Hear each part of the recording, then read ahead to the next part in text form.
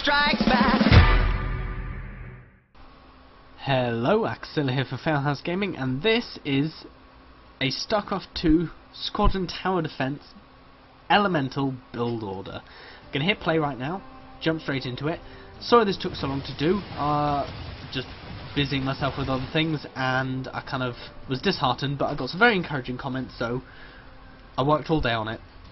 And finally I've managed to do it, so sorry for the delay, guys. Now, as you can see, round 1 I had an Aqua Spirit just here, flush against the wall, and then round 2 I put another Aqua Spirit against right next to that one. During round 2 I bought a gas upgrade, so I was getting 2, and then at the end of round 2, beginning of round 3, you can get a third Aqua Spirit, which I put on the far hand side. The reason the graphics are such low quality is because I'm having lag and frame rate issues as we get to later rounds, so I'm trying to make it as smooth as possible. And remember, just keep sending gas units every round. Doesn't matter if you just spam nothing but Zerglings and Marines, because that's what I do most of the time, but as long as you get that bonus income, you should be okay with this build.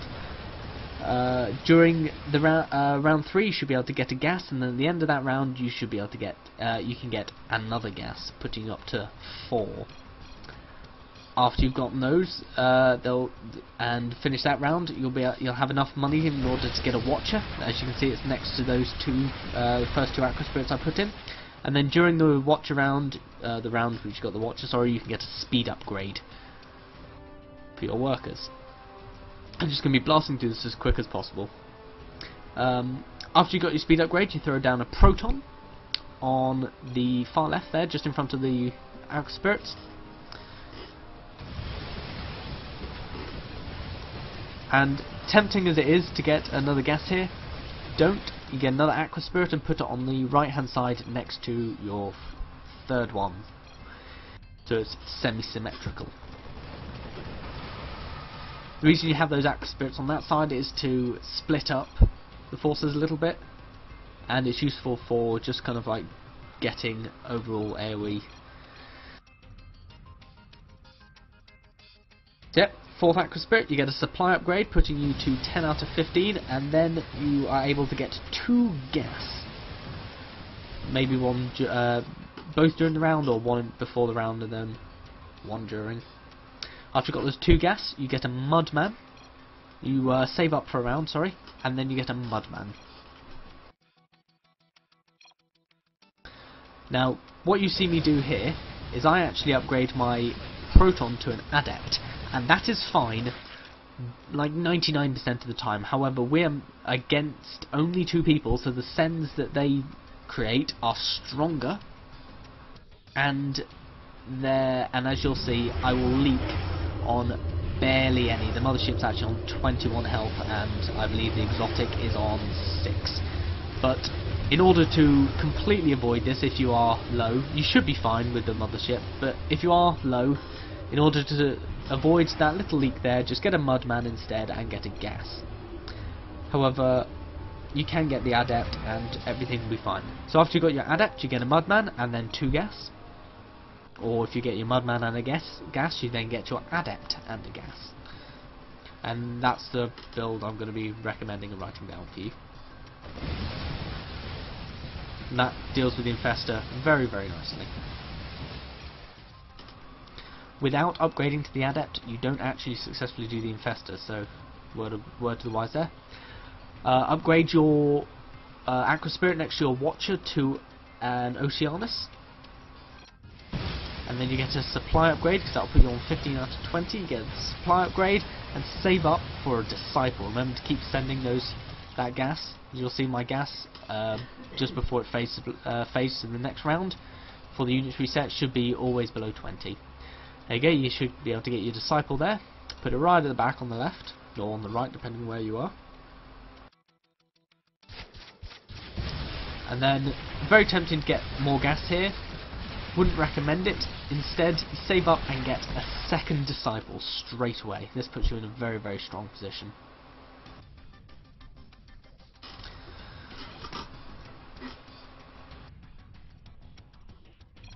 My opponents did leak here, but as you can see I did leak, and this build works without any of the leaks that they have. Like, you don't get you get enough from all your sends and from just not leaking to not have to for it to not affect you, really. It's just nicer in the later rounds. So yeah, you get a disciple next to your first disciple, and you get a gas upgrade, a speed upgrade, and then you upgrade your supply. You get a gas upgrade to put you up to 20 out of 20, a speed upgrade to put you to keep you at 20 out of 20, and then you get supply to be 20 out of 25.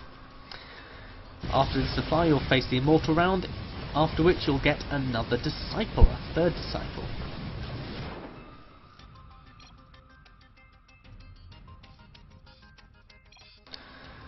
Plonk him right next to the last one.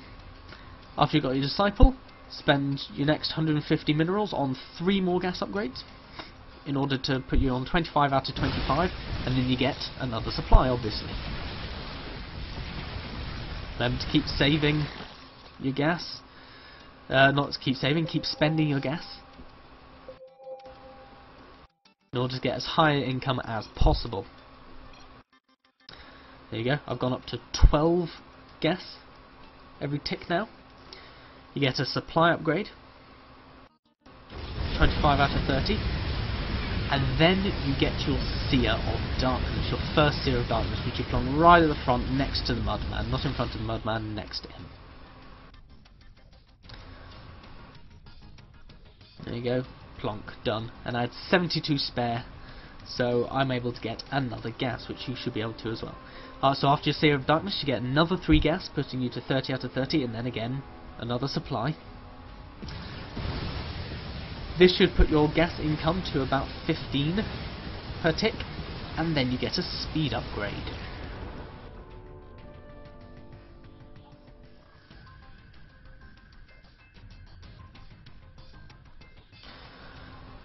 As you can see here, I'm getting those couple gas, putting me up to 30 out of 35 after I got the supply. And then after this round's done, I should... There's a small leak there, but wasn't too drastic. Now you should get a speed here. In fact, I got an extra gas and then didn't get a speed, so I actually lowered my economy here, and yet I was still top economy in the game. Which is very, very good. So yeah, you get a speed, and then you get another 5 gas upgrades, going up to 35 out of 35. And then obviously you get another supply. You can see the frame rates are dropping a little bit as the rounds get later. I don't know why, it just lags, so I'm on the lowest graphics, almost lowest graphics in fact.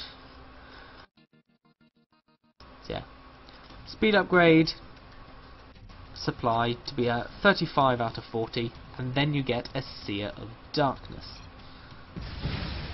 I in fact got an extra 2 gas, but that doesn't matter, as long as you've got enough for the Seer of Darkness on the next round. That's all you need. Yeah, just about clean up the lights there. Next Seer of Darkness, and then you basically go max economy. From here on out, after the light round, you got your 2 Seers of Darkness, 3 disciples, go max economy, full stop. One little thing, either at the end of the fatty round or the round afterwards, you should get a 3rd Seer of Darkness, just to be safe. You don't need it for the rounds themselves, but you might need it for the sends of your opponent. So yeah, you get gas, get a speed upgrade on 24, is I think the preference I put in the nature video, but I forget. And as you can see here, I got speed and gas, still on 2 Seers of Darkness after the fatty round, and I'll go up to a 3rd after this round.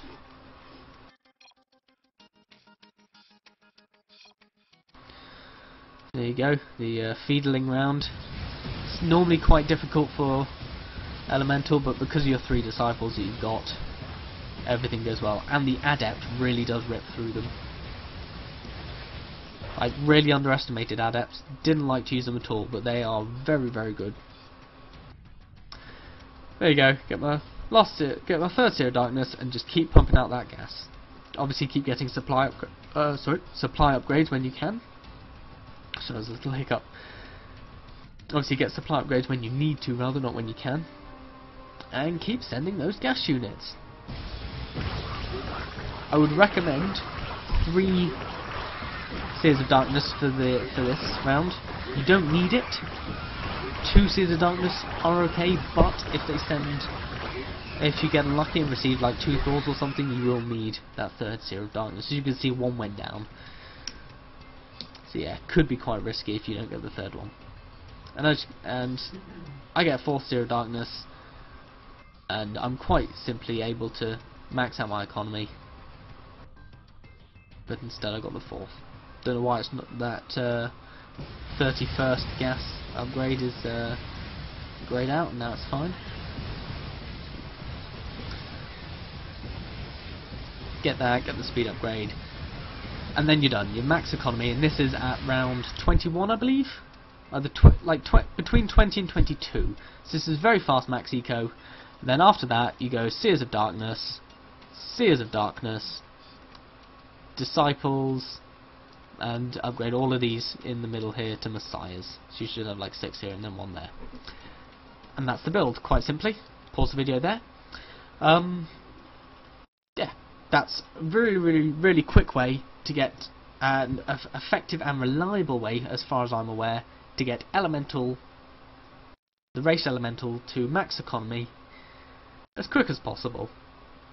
It's a relatively safe build, so I'm sure there are corners that could be cut, units that could be sold in order to get stuff out quicker, but I'm just going to leave it as a safe build, and there you have it.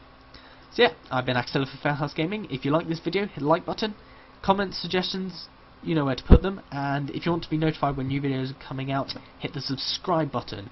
I urge you to check out our shoutcast. Critical Hit and I did a shoutcast of Heroes of the Storm, the new Blizzard MOBA game that's coming out. We got our hands on some raw gameplay footage for that and shoutcasted that. It went okay, I believe. So yeah, other than my editing for the last like 2 minutes of the video, but just ignore that because I'm a fool. So again, thanks for watching, and until next time.